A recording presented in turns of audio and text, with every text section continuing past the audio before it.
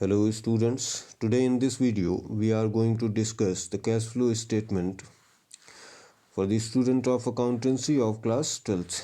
So let us begin with the text. Till now you have learnt about the financial statements being primarily inclusive of position statement, showing the financial position of an enterprise as on a particular date, and income statement showing the result of the operational activities of an enterprise over a particular period.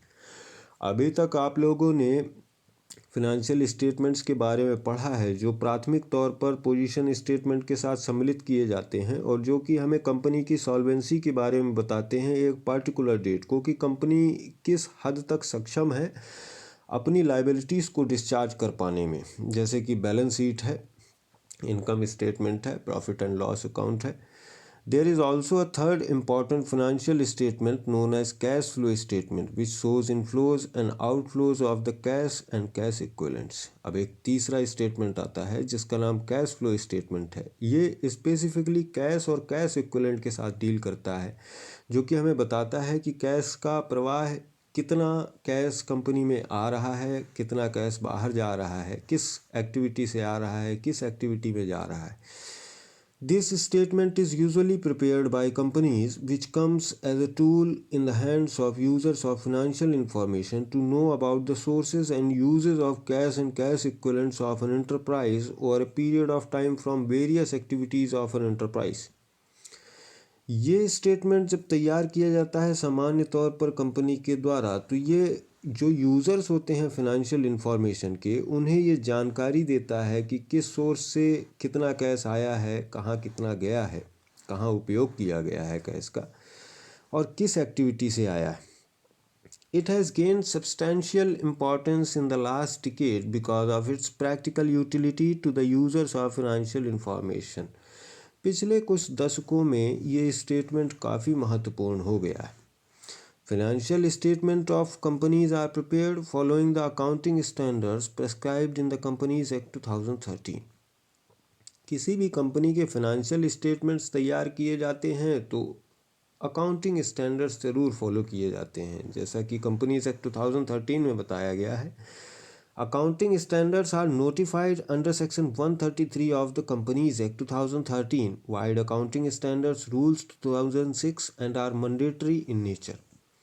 Accounting standards को companies act 2013 के section 133 के अंदर notify किया जाता है और साथ में अकाउंटिंग स्टैंडर्ड रूल्स भी हमें देखना ज़रूरी है, और ये सभी कंपनीज़ के लिए मैंडेटरी हैं ताकि जब वो अपने फाइनेंशियल स्टेटमेंट तैयार करें तो उन्हें ये रूल्स फॉलो करना ज़रूरी है. Companies Act 2013 also specifies that if the accounting standards are not followed, financial statements will not be true and fair, which is a quality of financial statements. अच्छा, जो ये फाइनेंशियल स्टेटमेंट्स होते हैं, balance sheet है, profit and loss है, भले ही cash flow हो, fund flow statement हो, कैश फ्लो स्टेटमेंट हो, सभी को प्रिपेयर करने में ये ज़रूरी है कि अगर किसी एक पर्टिकुलर कंट्री में जो भी गवर्निंग बॉडी है वो ये डायरेक्शन इशू करती है कि आप जब अपने फाइनेंशियल स्टेटमेंट्स तैयार करें तो उनमें एक यूनिफॉर्मिटी होनी चाहिए ताकि उनका तुलनात्मक अध्ययन किया जा सके. तो ये बात बताई गई है कंपनीज एक्ट में कि अगर कोई कंपनी अपने फाइनेंशियल स्टेटमेंट्स तैयार करते वक्त अकाउंटिंग स्टैंडर्ड्स को फॉलो नहीं करती है, अकाउंटिंग स्टैंडर्ड रूल्स को फॉलो नहीं करती है, तो फिर वो बनाए गए फाइनेंशियल स्टेटमेंट्स पूरी तरह से न्यायोचित और सही नहीं होंगे, वो कंपनी का एक सही व्यू नहीं देंगे. Financial statements are defined in Companies Act 2013, Section 2, Subsection 40 and includes cash flow statement prepared in accordance with Accounting Standards 3 cash flow statement. अब कंपनीज एक्ट 2013 के सेक्शन 2 सबसेक्शन 40 में फिनेंशियल स्टेटमेंट्स को define किया गया है कि कौन कौन से स्टेटमेंट कंपनी के लिए फ़ाइनेंशियल स्टेटमेंट्स माने जाएंगे, और उसमें कैश फ्लो स्टेटमेंट को भी सम्मिलित किया गया है.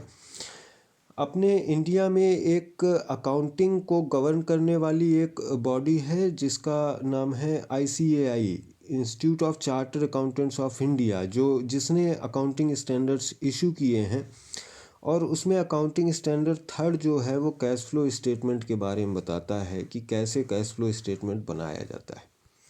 A cash flow statement provides information about the historical changes in cash and cash equivalent of an enterprise by classifying cash flows into operating, investing and financing activities. अब cash flow statement हमें ये जानकारी देता है कि किसी particular company के cash के फ्लो में कितना चेंज हुआ है और किस एक्टिविटी से हुआ है। इसके लिए एक्टिविटीज़ को 3 भागों में डिवाइड किया गया है, या कहिए 3 वर्गों में डिवाइड किया गया है: ऑपरेटिंग, इन्वेस्टिंग और financing activities. It requires that an enterprise should prepare a cash flow statement and should present it for each accounting period for which financial statements are presented.